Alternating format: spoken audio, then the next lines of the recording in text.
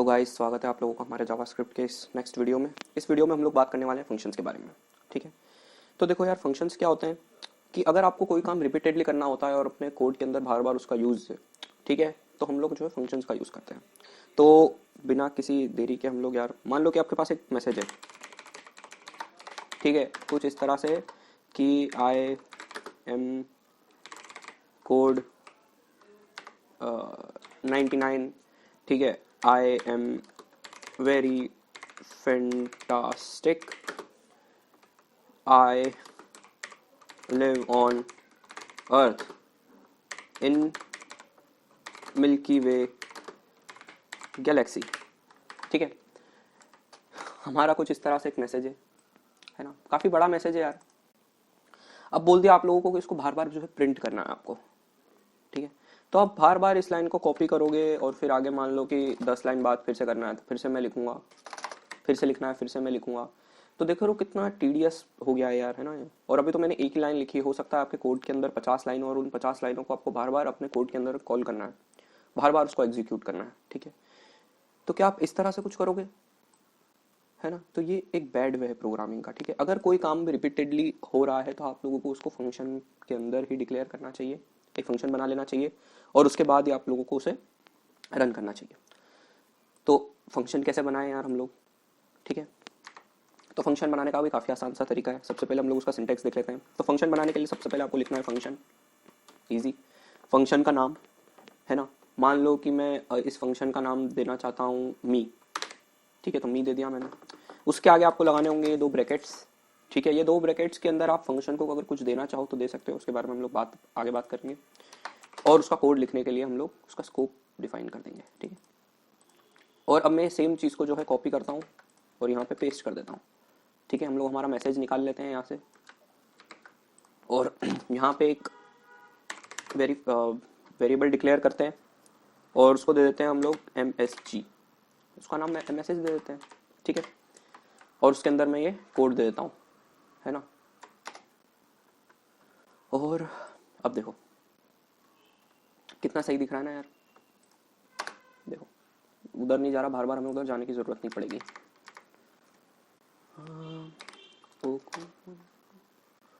और मैं यहाँ पे मैसेज को जो है प्रिंट कर दूंगा, ठीक है। तो ये हमारा एक फंक्शन बन चुका है। अब ये डायरेक्ट मैसेज आप इसमें भी लिख सकते थे, बट वो क्योंकि और आगे जा रहा था और बार बार में स्क्रॉल ना करना पड़े, इसलिए मैंने कुछ ऐसा डिक्लेयर करा है। अब देखो जैसे ही मैं इसको रिलोड करूंगा यहाँ पे, तो देखो कुछ भी प्रिंट नहीं हुआ। क्यों क्यों प्रिंट नहीं हुआ? क्योंकि ये फंक्शन जो है अभी एग्जीक्यूट नहीं हुआ है, ठीक है। क्यों? क्योंकि हम लोगों ने फंक्शन को अभी सिर्फ डिक्लेयर करा है, हम लोगों ने फंक्शन लिखा और उसका हम लोगों ने कोड लिख दिया, ठीक है। अगर फंक्शन को हमें एग्जीक्यूट करना है तो हमें उसको कॉल करना होगा, ऑलराइट। और फंक्शन को कॉल करने के लिए हम लोगों को क्या करना होगा, सिर्फ फंक्शन का नाम यहाँ पे लिखना होगा, जैसे मैंने मी लिखा है, और उसके आगे ऐसे ये वाले ब्रैकेट्स लगाने होंगे, ठीक है। अब यार ये बहुत बेसिक सी चीज़ है, तो मैं थोड़ा जल्दी जल्दी करूँगा, है ना। तो मैंने इसे कॉल कर लिया और देखो जैसे ही रिलोड करा, देखो ये आ गया हमारा मैसेज, हमारे पास प्रिंट हो गया, ठीक है। काफ़ी इजी है यार। अब देखो कि इसके अंदर हम लोग इसको बार बार भी कॉल कर सकते हैं, ठीक है। ज़रूरी नहीं है कि मैंने एक ही बार जो है इसे कॉल करा है। मान लो मैंने यहाँ पे एक और बार मी लिखा और इसको एग्जीक्यूट कर दिया, और अब मैं इसको रिलोड करता हूँ तो देखो दूसरी बार में प्रिंट हो गया। तो अब देखो मेरा कोड कितना अच्छा लग रहा है। मैं 100 लाइन बाद भी अगर इसको एग्जीक्यूट करूँगा तो मुझे सिर्फ मी लिखना होगा, डबल ब्रैकेट्स लगाने होंगे और ख़त्म काम, ठीक है। कितनी आसानी से हम लोगों ने जो है ये लिख दिया है। पर इसके अंदर हम लोग कुछ आर्ग्यूमेंट्स भी पास कर सकते हैं, उन्हें बोलते हैं, अभी मैंने बोला था कि हम लोग मी के अंदर कुछ पास कर सकते हैं जो हमें फंक्शन को देना हो, तो उसे हम लोग बोलते हैं आर्ग्यूमेंट्स। मान लो कि मैं इसके अंदर एक आर्ग्यूमेंट ऐसा पास करना चाहता हूँ कि मैं उसके अंदर एक नेम पास करना चाहता हूँ, ठीक है। और मैं कोड 99 की जगह पे जो भी नेम पास करूंगा वो यहाँ पे प्रिंट होके आ जाए, ठीक है। अब यहाँ पे आपको फंक्शन की वैल्यू समझ होगी जिन्हें फंक्शन नहीं आता है, ठीक है। मैं कुछ इस तरह से एडिट करूंगा और यहाँ पे लिख दूंगा नेम, ठीक है।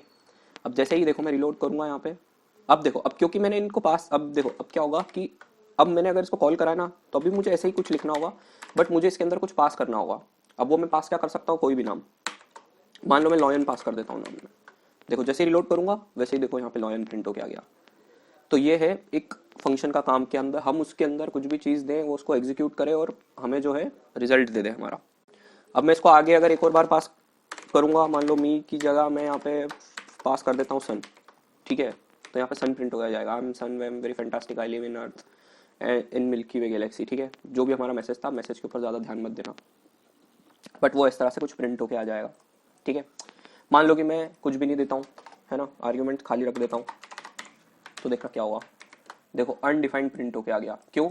क्योंकि मैंने इसके अंदर कुछ पास ही नहीं करा, तो नेम के अंदर कुछ आया ही नहीं। नेम सिर्फ डिक्लेयर होता हुआ रह गया, और कोई भी वेरिएबल अगर सिर्फ डिक्लेयर्ड है तो उसका वो सिर्फ वो अनडिफाइंड टाइप का होता है, तो उसके अंदर अभी भी अनडिफाइंड है। और जैसे ही अनडिफाइंड को अगर मैं देखो यहाँ पे कंसोल करने की कोशिश करूंगा तो अनडिफाइंड आ जाएगा, ठीक है ना। बहुत सारी वेबसाइट्स में आप लोगों ने देखा होगा अनडिफाइंड और एन लिखा हुआ आता है, वो भी उसमें भी कुछ इसी तरह की गलती रहती है। तो इस चीज से निपटने के लिए हम लोग इसमें कुछ दे सकते हैं डिफॉल्ट मेथड, ठीक है। मान लो मैं इसको कॉपी करता हूँ और इसको कमेंट आउट कर देता हूँ, नया कोड लिखते हैं हम लोग।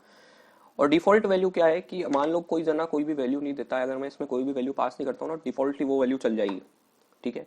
अब मान लो मैं डिफॉल्ट वैल्यू दे देता हूँ एशिया, ठीक है। तो अगर मैं कोई भी वैल्यू नहीं देता हूँ ना, तो नेम जो है एशिया को ले लेगा, और फिर पूरे फंक्शन के अंदर उस नेम की एशिया वैल्यू रहेगी। देखो जैसे रिलोड करता हूँ, तो पहले के अंदर तो मैंने देखो लॉयन पास करा था तो लॉयन आ गया, दूसरे में सन पास करा था तो सन आ गया, तीसरे में मैंने कुछ भी पास नहीं करा था तो उसने डिफॉल्ट वैल्यू उठा ली, जिसको बोलते हैं हम लोग एशिया, ठीक है। तो यहाँ पे जो है एशिया हमारे पास प्रिंट होके आ गया। तो यही कुछ छोटा सा हम लोगों ने फंक्शन बनाया है ना, उसके अंदर आर्ग्यूमेंट्स भी पास करके दे दिए। अब देखो जरूरी नहीं है कि हमें हर बार जो है कंसोल डॉट लॉग ही करना हो, ये फंक्शन जो है एक चीज रिटर्न भी कर सकता है ना। अभी हम लोगों ने इस फंक्शन को दिया है नेम, पर फंक्शन ने हमें कुछ नहीं दिया, तो हम लोग कुछ ऐसा भी बना सकते हैं कि फंक्शन से भी हमें कुछ मिले, ठीक है, रिटर्न में। मान लो कि मैं इसको फिर से कॉपी करता हूँ और कमेंट आउट कर देता हूँ, ठीक है। फिर से हम लोग ये करते हैं। अब कंसोल डॉट लॉग इस मैसेज को करने की बजाय मैं चाह रहा हूँ कि मुझे ये मैसेज फिर से मिल जाए जहाँ से भी मैंने इसे कॉल करा है, हो सकता है वहाँ पे उसका कुछ यूज़ हो। मान लो मैं रिटर्न कर देता हूँ ये मैसेज को गाइस। अब रिटर्न का मतलब क्या होता है कि मैंने ये जो भी मैसेज को मुझे जो भी काम था, देखो मैंने इसको एडिट कर दिया यहाँ पे, और मेरा मैसेज बन चुका है, और मैंने उसको मैसेज को रिटर्न कर दिया है। रिटर्न का मतलब क्या कि वापस दे दो, जहां से भी बुलाया उसको वापस दे दो। तो मैंने सबसे पहले यहाँ पे बुलाया मी लॉयन, मैंने फंक्शन को लॉयन दिया, और फंक्शन में बदले से मुझे मैसेज मिला, बट मुझे मिल तो गया है, पर मुझे इसको किसी चीज़ में स्टोर कराना होगा, ठीक है। तो मुझे यहाँ पे एक वेरिएबल बनाना होगा। तो मैं मान लो लेट आंसर नाम से एक वेरिएबल बनाता हूँ। अब जरूरी नाम नहीं है, आप आंसर ही दो, कुछ भी दे सकते हो, AS दे दो है ना, AN आंसर दे दो, जो आपकी मर्जी हो वो दे दो, ठीक है। और अब इस आंसर के अंदर ये मैसेज आ चुका है, ठीक है ना। अब देखो मैं कंसोल डॉट लॉग करूंगा, और अगर मैं यहाँ पे आंसर लिखता हूँ तो जैसे रिलोड करूंगा तो हमारे पास कंसोल, अच्छा नाम ढंग से नहीं लिखा है, देखो कंसोल डॉट लॉग करा, देखो हमारे पास वापस हमारा मैसेज आ गया, ठीक है। तो कुछ इस तरह से आप लोग रिटर्न का भी यूज़ कर सकते हो। अब जहाँ जहाँ पे मैंने कॉल करा है ना, वहाँ हर जगह ये मैसेज जो है मेरे पास आया है। तो अब या तो मैं डायरेक्ट कंसोल डॉट लॉग करूँ और इस तरह से भी एग्जीक्यूट कर सकता हूँ, ठीक है, तो भी ये प्रिंट हो जाएगा। या फिर जो भी मेरे पास रिटर्न हुआ है मैं उसको एक वेरिएबल में स्टोर कर लूँ और फिर उस वेरिएबल का यूज़ कर लूँ। सबसे पहले देखो इस साइड से इस साइड तक एग्जीक्यूट करने की कोशिश करो अपने मन में, ठीक है। मैंने सबसे पहले मी को कॉल करा और उसे मैंने लॉयन दे दिया, ठीक है। जावास्क्रिप्ट गई, उसने पूरा ये फंक्शन एग्जीक्यूट करा और उस मैसेज के अंदर ये एडिट करके रख दिया, और उस फंक्शन ने फिर से मुझे मैसेज दे दिया, और इस पूरी जगह की जगह मैसेज आ चुका है, और वो मैसेज मैंने आंसर के अंदर स्टोर कर लिया, और फिर अब मैं उसका आंसर का यूज़ कर रहा हूँ, ठीक है। काफ़ी लेमन लैंग्वेज में समझा रहा हूँ यार, ठीक है। तो इस तरह से भी हम लोग कुछ यूज़ कर सकते हैं। और मान लो कि मैंने यहाँ पे मैसेज को लिया ही नहीं है ना, तो भी कोई दिक्कत नहीं है यार, वो फिर भी एग्जीक्यूट होगा, पर अब वो दे भी रहा है मुझे, पर मैं उसका यूज़ नहीं कर रहा हूँ। देखो इस मी वाले में जहाँ पे यहाँ पे मैंने कॉल करा है 39th लाइन पे, तो अब मैं उसका यूज़ नहीं कर रहा हूँ, तो वो मेरी गलती यार, वो तो मुझे दे रहा है पर मैं नहीं यूज़ कर रहा हूँ, ठीक है। तो ये कुछ होता है फंक्शन रिटर्न और आर्ग्यूमेंट्स, ये होते हैं हमारे आर्ग्यूमेंट्स, ये होता है हमारा रिटर्न स्टेटमेंट, ठीक है। अब जो है मैं इसको एक बार ये कर देता हूँ, ठीक है। अब देखो हम लोग एक और फंक्शन बनाते हैं यहाँ पे, और ये थोड़ा सा यार समझना आप लोग। और मान लो कि मैं यहाँ पे एक एस नाम से फंक्शन बनाता हूँ और उसके अंदर एक नंबर पास करता हूँ, ठीक है, एन नाम से। और अब मान लो यहाँ पे एन की वैल्यू चेंज कर देता हूँ और वो कर देता हूँ 6, ठीक है। और मैं कंसोल डॉट लॉग करता हूँ एन को, ठीक है। और मान लो कि यहाँ पे भी मैं एक वेरिएबल बनाता हूँ लेट n नाम से, और उस n को जो है मैं एक वैल्यू दे देता हूँ 1, ठीक है। और कंसोल डॉट लॉग करता हूँ मैं 1 n को। तो अब आप मुझे बताओ कि इसका आंसर क्या आएगा, ठीक है। और मैं यहाँ पे इसको कॉल भी कर लेता हूँ, ठीक है। तो क्या प्रिंट होना चाहिए सबसे पहले, है ना। देखो सबसे पहले ये पूरा जावास्क्रिप्ट ऊपर से नीचे आएगी और उसे मिलेगा ये फंक्शन, बट फंक्शन का अभी कुछ काम नहीं है, अभी हम लोगों ने सिर्फ डिक्लेयर करके रखा है। मेन एग्जीक्यूशन वो यहाँ से चालू कर देगा, तो वो देखेगा अच्छा n इक्वल टू 1 आपने डिक्लेयर कर दिया, चलो बहुत बढ़िया। फिर आपने फंक्शन को कॉल कर दिया, अब यहाँ पे फंक्शन को कॉल करा है ना, तो वो ऊपर जाएगा, फंक्शन को एग्जीक्यूट करना चालू करेगा। अब हम लोगों ने इसके अंदर n पास करा है, ठीक है। तो हम लोगों ने इसके अंदर भी हम लोग n पास कर देंगे, ठीक है। मतलब हमने 1 पास कर दिया इसके अंदर एक नंबर को, और फिर हम लोगों ने उस नंबर की वैल्यू चेंज कर दी 6, और हम लोगों ने कंसोल डॉट लॉग कर दिया n को। देखो जैसे ही रिलोड करूंगा वैसे ही 6 आ गया। बट जब पूरा मैंने फंक्शन एग्जीक्यूट कर दिया और तब जब मैंने n की वैल्यू को जो है प्रिंट करने की कोशिश करी, तो वो 6 नहीं आई। भले ही हम लोगों ने इस n को इस फंक्शन के अंदर पास कर दिया है और उसकी वैल्यू हम लोगों ने 6 कर दी है, तो भी जो हमारे n की जो भी हमारा बाहर जो ये n है जो प्रिंट होगा ना, वो बाहर वाले n की ही वैल्यू लेगा। क्यों? क्योंकि ये लोकल स्कूप बन चुका है यहाँ पे, ठीक है ना। और इससे नहीं मालूम कि अंदर क्या हो रहा है, ठीक है। क्यों? क्योंकि ये हम लोगों ने जो पास करी है वो होती है प्रिमिटिव चीज। हम लोगों ने एक प्रिमिटिव वेरिएबल पास करा है, तो अगर हम लोग प्रिमिटिव वेरिएबल पास करते हैं तो अब अंदर हम लोग उसकी वैल्यू के साथ कोई भी छेड़खानी करें ना, उससे जो हमारा रियल वेरिएबल है यहाँ पे ये जो एन डिक्लेयर करा है, इस पे कोई फर्क नहीं पड़ेगा और उसकी वैल्यू सेम रहेगी, ठीक है। रिलोड करने पे भी हमें यही समझ आ रहा है। पर अब मान लो कि मैं यहाँ पे एक और फंक्शन जो है डिक्लेयर करता हूँ ओ नाम से, ठीक है। और उसके अंदर मान लो मैं एक ऑब्जेक्ट पास करूंगा, ठीक है, ओ बी नाम का। और उससे पहले यार मैं एक ऑब्जेक्ट बना लेता हूँ यहाँ पे, ठीक है। मान लो कि एक स्टू नाम का एक ऑब्जेक्ट बना देता हूँ, और जिसमें केवल और केवल उसका नाम है ना, उसका नाम है मान लो रघु, ठीक है, ठीक है। और अब नॉर्मल तरीके से ही मान लो कि मैं जो है इस स्टू को इस ओ के अंदर पास करूंगा, ठीक है। इस ओ वाले फंक्शन के अंदर मैंने इस स्टू नाम के ऑब्जेक्ट को पास कर दिया, इजी। थोड़ा इसको नीचे ले लेते हैं यार गाइस। देखो ये स्टू नाम का ऑब्जेक्ट बनाया और उसको मैंने ओ नाम के इस फंक्शन के अंदर पास कर दिया। अब इस ओबी में क्या आ चुका है फंक्शन। पर अब देखो, अब मैं इसके अंदर कोई भी छेड़खानी करूंगा ना, मान लो ओबी डॉट मार्क्स लिख दिया मैंने, ओबी डॉट मार्क्स फंक्शन नहीं है, ओबी डॉट मार्क्स मान लो मैंने 400 लिख लिया है ना। और अब अगर मैं इस ओ को जो है प्रिंट करूंगा, जैसे ही देखो स्टू को प्रिंट करूंगा ना, देखो जैसे क्या आएगा, देखो ये नेम बना हुआ आ गया हमारे पास, है ना, रघु। और उसके अंदर मार्क्स भी जुड़ गया, प्रॉपर्टी और नेम भी जुड़ गया। अगर आप लोग समझ पा रहे हो तो मैं ये कहने की कोशिश कर रहा हूँ कि अगर आप लोग कोई प्रिमिटिव वैल्यू पास करोगे ना किसी भी चीज़ के अंदर, तो उससे उसकी रियल वैल्यू को कोई फर्क नहीं पड़ेगा। यहाँ पे हम लोगों ने n की वैल्यू 1 डिक्लेयर करी थी, बट हम लोगों ने n इसके अंदर पास करा और उसकी वैल्यू चेंज करी ना, तो भी कोई रियल वैल्यू के ऊपर असर नहीं पड़ा, ठीक है। बट यहाँ पे हमारी रियल वैल्यू नीचे जो है स्टू है, ठीक है। और जैसे ही मैंने स्टू को अंदर पास करा और उसके अंदर छेड़खानी करी, ओबी डॉट मार्क्स जोड़ दिया ना, तो वो रियल वैल्यू के अंदर जुड़ चुका है, ठीक है। एक अलग से कोई ऑब्जेक्ट नहीं बनाया। क्यों क्यों ऐसा? क्योंकि हम लोगों ने जो इसके अंदर पास करा है ना, वो होता है रेफरेंस वेरिएबल, ठीक है। ऑब्जेक्ट और अरे जो होती है वो रेफरेंस वेरिएबल होती है, ठीक है। तो यही कुछ चीज़ थी यार जो मुझे आपको बतानी थी, नंबर प्रिमिटिव और रेफरेंस वैल्यूज़ के बीच का अंतर कि फंक्शन में क्या होता है जाने के बाद। अब आप लोग अगर ये समझ चुके हो, और अगर आप लोग नहीं समझे हो तो कमेंट कर देना, है ना। वैसे समझने लायक कुछ था नहीं, बहुत ईजी था। तो हम लोग आगे बढ़ते हैं और बढ़ते हैं रेस्ट पैरामीटर्स की ओर। मान लो कि कभी हम लोग फंक्शन में कितनी वैल्यूज़ देना चाह रहे हैं, हमें वो डिसाइडेड नहीं है, ठीक है। फॉर एग्जाम्पल मैं यहाँ पे एक फंक्शन लिखता हूँ, और देखो मैं ये चाह रहा हूँ कि मैं एक नेम तो दूंगा इस फंक्शन को, एक वेरिएबल नेम बना के दूंगा, और आगे मैं चाह रहा हूँ कि उसके मार्क्स दूँ, ठीक है। अब मैं फंक्शन का नाम देना हमेशा भूल जाता हूँ यार। इस फंक्शन का नाम भी दे देते हैं यार हम लोग, मान लो क्या दे दें, SD दे देते हैं, ठीक है। नाम देने में बहुत ही घटिया हूँ मैं। और उसके आगे देखो मुझे मालूम नहीं है कि मैं कितने भी जो है आर्ग्यूमेंट्स पास करूंगा, मुझे नहीं मालूम है। मैं वैसे यहाँ चाहूँ तो 2 बना सकता हूँ, पर अब दिक्कत ये है कि मैं इसके अंदर केवल और केवल 2 ही आर्ग्यूमेंट्स पास कर सकता हूँ, ठीक है ना। पर मुझे ये नहीं मालूम है कि मैं कितने आर्ग्यूमेंट्स पास करूंगा, ठीक है। मान लो कि मैं कहने की कोशिश ये कर रहा हूँ कि मैं एस डी यहाँ पे लिख रहा हूँ। अब मुझे ये नहीं मालूम है कि मैं, अब मुझे देखो ये तो पक्का है कि मैं एक नेम पास करूंगा, पर उसके आगे मैं उसके जो है मार्क्स भी पास करना चाह रहा हूँ। मान लो वो नेम है कोड 99। अब आगे मैं उसके मार्क्स पास करना चाह रहा हूँ और वो है 8,9,55,6। ठीक है, तो मैं उसे कैसे लूँ? अगर अब मैं यहाँ पे एक और वेरिएबल बनाऊंगा, मान लो लायन नाम से, तो लॉयन के अंदर अब देखो मैं कंसोल डॉट लॉग करूंगा नेम कॉमा लॉयन को।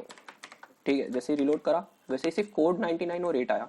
अब ये 155 और 6 वैल्यू जो है रही नहीं वहाँ पे, है ना। उसके लिए मुझे आगे और आर्ग्यूमेंट्स बनाने होंगे, ठीक है, अगर इन्हें भी एक्सेप्ट करना है तो। पर ज़रूरी नहीं है, मान लो कि मैं आगे एक और एस डी को ही कॉल करता हूँ और उसके अंदर मैं एक और वेरिएबल पास करता हूँ, उसका नाम मैं देता हूँ फिश। ठीक है, और फिश के मार्क्स में केवल 2 ही देना चाहता हूँ, है ना, मान लो 55 और 88। ठीक है, तो इसके लिए तो ये काम कर जाएगा। ठीक है, फिश और 55 आ गया प्रिंट। अब इसके लिए भी 88 चला गया। अब मान लो या तो मैं एक और आर्ग्यूमेंट यहाँ पे लिखूँ तो वो केवल इसके लिए चल जाएगा, फिर वो इसके लिए नहीं चलेगा। तो उसके लिए हम लोग यूज़ करते हैं रेस्ट पैरामीटर। ठीक है, उसमें क्या होगा कि मैं यहाँ पे लिखूंगा डॉट डॉट डॉट और लिख दूंगा रेस्ट। तो अब जो पहली वाली वैल्यू है ना वो तो इस नेम से मैप हो जाएगी और बाद की जितनी भी वैल्यूज है ना वो चले जाएगी रेस्ट के अंदर। ठीक है, किस हिसाब से? देखो अब जैसे ही मैं इसको रेस्ट को प्रिंट करूंगा ना, देखना अब क्या होगा। देखो पहली वाली फिश तो जो है नेम के अंदर चली गई, पहली वाली जो भी हमारी वैल्यू जो हम लोगों ने दी थी कोड 99 और फिश, वो तो नेम के अंदर मैप हो गई, बट बाद की जितनी भी चीज़ है ना, बाद की जितनी भी वैल्यूज है वो सारी रेस्ट में चले गई। अब कोई फर्क नहीं पड़ता अब 2 2 1 2 या 4 2। ठीक है, वो एक एरे बन के हमारे सामने आ चुकी है। ठीक है ना, इसका यूज ये है जहाँ पे मान लो आपको पता ना हो कि आप लोग कितना वैल्यूज देना चाह रहे हो। ठीक है, फॉर एग्जाम्पल कि सम का एक बनाना चाह रहा हूँ मैं ना, सम सबमिट नहीं सम, है ना, एक फंक्शन बनाना चाह रहा हूँ मैं सम नाम से। अब पता नहीं है मुझे कितने नंबर देने और कितनों का सम निकालना है। ठीक है, तो मैं यहाँ पे dot dot dot rest parameter बना सकता हूँ।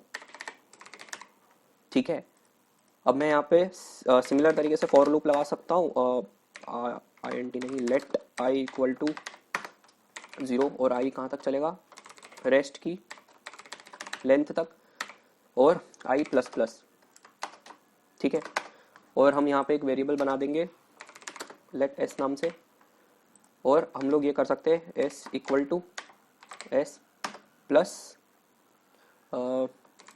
रेस्ट ऑफ i, और हम लोग रिटर्न कर सकते हैं s को। अब ये मैंने एक सिंपल सा प्रोग्राम बनाया है RETURN। ठीक है, सिंपल सा प्रोग्राम बनाया है सम का। अब मैं इसमें जितनी भी वैल्यूज पास करूंगा ना वो उतनों का सम निकाल के मुझे दे देगा। ठीक है, अब मान लो कि मैं कंसोल डॉट लॉग करता हूँ सम। अब मान लो कि अगर मैं इसमें 2 ही वैल्यू पास करूंगा 1,2, तो मुझे केवल और केवल 2 वैल्यूज का सम निकाल के वो दे देगा। अब यहाँ पे इसने NN दिया है क्योंकि हम लोगों ने क्या करा है, ठीक है, तो मुझे इसको इनिशियलाइज करना चाहिए था 0 से, है ना, काफ़ी इजी था, पता नहीं क्यों गलती हो गई। और देखो उसने रिटर्न दे दिया 1 + 2 3 दे दिया। ठीक है, अब मान लो कि मैं चाह रहा हूँ कि मैं इसमें 5 नंबर दे दूँ, 3 भी दे दूँ और 4 भी दे दूँ। ठीक है, अब ये इन 4 नंबर का सम निकाल के दे देगा। तो जहाँ पे हमें नहीं मालूम होता है कि हमें कितनी आर्ग्यूमेंट्स देने, वहाँ पे हम रेस्ट पैरामीटर का यूज़ कर सकते हैं और वो एज एन एरे काम करेगा। ओके, चलो इससे आगे बढ़ते हैं हम लोग, और अब हम लोग बात कर लेते हैं एनोनिमस फंक्शंस की। और एनोनिमस फंक्शंस देखो क्या होते हैं, ऐसे फंक्शंस जिनका कोई नाम नहीं होता। ठीक है, ऐसे फंक्शंस जिनका कोई भी नाम नहीं होता, तो उनका वेरिएबल कुछ इस तरह से बनता है, वो कुछ इस तरह से बनते हैं। ठीक है, अब मैंने यहाँ पे नाम नहीं दिया, है ना, पर उनका जो सिंटेक्स रहता है वो कुछ ऐसा रहता है। ठीक है, अभी हम लोग कहाँ पे यूज़ करेंगे उन्हें आगे बात करते हैं। और फंक्शन को देखो हम लोग कुछ इस तरह से भी लिख सकते हैं कि हम लोग उसको एक वेरिएबल में ले लें। ठीक है, मान लो कि मैं एक फंक्शन यहाँ पे डिक्लेयर करता हूँ, है ना, और उसके अंदर कुछ भी n देता हूँ, है ना, और मुझे वो रिटर्न हो जाए n × 2। जो भी मैं इसके अंदर नंबर पास करूंगा उसका मल्टीप्लाई 2 से होकर मेरे पास आ जाए। अब ये फंक्शन का मैंने नाम नहीं दिया है, ज़रूरी नहीं है, अब मैं इसको ना एक वेरिएबल में भी रख सकता हूँ।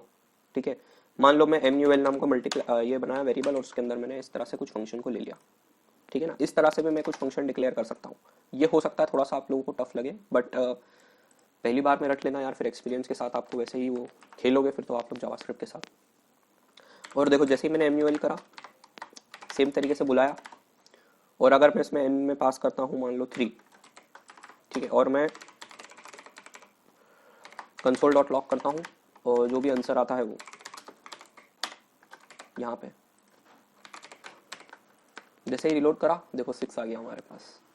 अब देखो इस वाली लाइन में और इस वाली लाइन में अंतर ये है कि इस वाली लाइन में क्योंकि मैंने फंक्शन आगे लिख दिया था ना, तो ये फंक्शन डिक्लेरेशन है, और यहाँ पे क्योंकि फंक्शन नहीं लिखा है मैंने और फंक्शन के आगे केवल उसमें आर्ग्यूमेंट्स पास कर रहे हैं और उसे बंद कर दिया ना, तो मतलब मैंने फंक्शन को कॉल करा है, ठीक है, और उसमें जो भी रिटर्न वैल्यू आई है वो आंसर में सेव हो गई। तो मेरे कहने का मतलब ये है कि आप लोग कुछ इस तरह से भी वेरिएबल के अंदर भी फंक्शन को स्टोर कर सकते हो। अब ये देखो ये एनोनिमस फंक्शन है, क्यों? क्योंकि हम लोगों ने इसका कोई भी नेम नहीं दिया है, यहाँ पे हम लोगों ने उसे एक वेरिएबल में स्टोर करा लिया है, बट नाम नहीं दिया है फंक्शन का कुछ। हो बाद में हम लोग उसे इस तरह से यूज कर सकते हैं, वो बात है, पर हम लोग देखो कुछ इस तरह से भी कर सकते हैं, ठीक है। कहने का मतलब बस इतना है। तो हम लोगों ने फंक्शन इन वेरिएबल भी देख लिया है। अब देखो एक और चीज बता देता हूँ यार मैं, और वो ये है कि आप लोग ऑब्जेक्ट्स के अंदर भी फंक्शन को बना सकते हो। तो यार ऑब्जेक्ट्स के अंदर फंक्शन को कैसे बनाया यार? तो मान लो आपने कोई एक ऑब्जेक्ट बना दिया, ठीक है, STU नाम से ही, फिर से हम लोग वो यूज करेंगे, है ना। और मान लो आपने उसका एक नेम दे दिया, नेम आपने मान लो उसका दे दिया कोड 99, ठीक है, वही वही चीज़ है, और क्लास आपने दे दी उसकी 12th, ठीक है। और अब मैं इसके अंदर एक फंक्शन बना सकता हूँ, और फंक्शन के अंदर मान लो कि यार एक फंक्शन बनाता हूँ मैं उसका फेवरेट कलर का, ठीक है, FAVCOL, ठीक है, और यहाँ पे मैं एक फंक्शन बनाता हूँ। सेम तरीके से हम उस फंक्शन को यूज कर सकते हैं, और जो भी मैं इसके अंदर डालूंगा वो उसके अंदर मुझे इसका फेवरेट कलर मिल जाए। मान लो उसका फेवरेट कलर है रेड, ठीक है। तो यहाँ पे मैंने एक FAVCOL फेवरेट कलर का एक वेरिएबल बनाया, और उसके आगे मैंने कुछ इस तरह से एक फंक्शन डिक्लेयर कर दिया। सेम चीज़ जैसे हम लोग यहाँ पे ऊपर हम लोगों ने एनोनिमस फंक्शन के अंदर देखा था, उसी तरह से कुछ ऐसा करा है, बट यहाँ पे इक्वल टू नहीं लगाए। क्यों? क्योंकि ये एक प्रॉपर्टी है ऑब्जेक्ट की, तो ऑब्जेक्ट के अंदर आप लोग एक प्रॉपर्टी के अंदर एक फंक्शन भी सेव कर सकते हो। अब इसको कॉल करना है ना, तो कुछ नहीं करना है, डायरेक्ट मैं कंसोल डॉट लॉग करूंगा किस चीज़ को, is2 डॉट favcol। अब सिर्फ इतने से काम नहीं हुआ, क्योंकि ये एक फंक्शन है ना, तो मुझे यहाँ पे ब्रैकेट्स भी लगाने होंगे, ठीक है। और जैसे ही देखो मैं रिलोड करता हूँ, देखो रेड हमारे पास आ गया, ठीक है। आप लोग कुछ इस तरह से भी फंक्शन को यूज कर सकते हो, और इसके अंदर वैल्यूज भी डाल सकते हो, है ना। मान लो कि मैं इसमें एक नेम पास करता हूँ और मुझे क्या मिल जाए, वो नेम प्लस रेड मिल जाए, है ना। ये स्ट्रिंग कॉन्केटिनेट होके आ जाए हमारे पास, जो भी नेम आ जाए उसके आगे रेड आके आ जाए। अब मैं इसके अंदर मान लो नेम पास करता हूँ, काइट पास कर देता हूँ, ठीक है। जैसे ही रिलोड करा देखो काइट रेड आ गया हमारे पास, है ना, इजी। तो हम लोग कुछ इस तरह से एक फंक्शन के अंदर भी, एक ऑब्जेक्ट के अंदर भी फंक्शंस जो है डिक्लेयर कर सकते हैं। और एट लास्ट हम लोग बात कर लेते हैं फंक्शन के स्कोप की, ठीक है। तो मान लो मैं एक फंक्शन बनाता हूँ यहाँ पे, और मैं उसका नाम दे देता हूँ क्या नाम दूँ, एक्स नाम दे देता हूँ, है ना। अब मान लो मैं इसके अंदर एक वेरिएबल डिक्लेयर करता हूँ लेट आई, और उसकी वैल्यू दे देता हूँ मैं 2, और मैं कंसोल डॉट लॉग कर देता हूँ इस आई को, ओके। तो अब आप लोग बताओ कि जब मैं इसे कॉल करूंगा तो इसका आंसर क्या आएगा? ऑफ कोर्स इसका आंसर 2 ही आएगा, क्योंकि मैंने यहाँ पे एक वेरिएबल डिक्लेयर करा है आई नाम से, और मैं उसको जो है कंसोल डॉट लॉग कर रहा हूँ, देखो 2 आ गया, इजी। पर अब मुझे एक चीज बताओ कि अगर अब मैं यहाँ पे कंसोल डॉट लॉग करता हूँ आई को, तो अब क्या आएगा? देखो एरर आ गया। क्यों? क्योंकि जो मैंने ये लेट आई को डिक्लेयर करा है वो इस फंक्शन के अंदर करा है, और इस लेट का जो स्कोप है हम लोगों ने पहले भी बात करी थी, वो केवल और केवल इस फंक्शन तक है, ठीक है। इस फंक्शन तक ही इस लेट का स्कोप है। बाहर वाले जावास्क्रिप्ट को ये नहीं मालूम कि ये आई जब मैं प्रिंट कर रहा हूँ कि ये आई मैंने इसके अंदर भी बना रखा है, तो इसकी वैल्यू यहाँ तक चल जाए। इसकी वैल्यू केवल इस ब्रैकेट से इस ब्रैकेट तक है, इस वाले लेट आई की वैल्यू, ठीक है। पर मान लो कि मैं ऊपर एक और लेट आई बनाता हूँ और उसकी वैल्यू में देता हूँ मान लो 5, ठीक है। अब क्या होगा? अब भले ही मैंने देखो लेट आई इक्वल टू 5 करा है यहाँ पे, ठीक है ना। जब फंक्शन एग्जीक्यूट होगा, हम फंक्शन के अंदर जाएंगे ना, तो भी हम लोगों ने क्या करा है, लेट आई की वैल्यू जो है मैंने 2 दे दी है यहाँ पे, ठीक है। तो ये आई मैंने एक नया डिक्लेयर करा है जिसकी वैल्यू केवल और जिसकी वैल्यू और जिसका स्कोप केवल और केवल यहाँ तक एग्जिस्ट करेगा, इस फंक्शन तक। और वो कौन, और इसके अंदर वो वाला आई यूज होगा जो इसका नियरेस्ट है। इसका नियरेस्ट क्या है? जो इसके फंक्शन के अंदर लिखा हुआ है वो इसका नियरेस्ट है, ठीक है। वो बाहर वाला ग्लोबल को यूज नहीं करेगा। तो देखो जैसे ही रिलोड करा, देखो पहले 2 प्रिंट हो गया यहाँ पे और फिर 5 प्रिंट हो गया। और क्योंकि बस इसका स्कोप यहीं तक था, तो ये फंक्शन खत्म होने के बाद वो आई मर जाएगा, है ना। और बाहर वाले आई को तो सिर्फ यही मालूम है कि सिर्फ एक ही आई एग्जिस्ट कर रहा है और वो है ये वाला 5, ठीक है, इजी पीजी।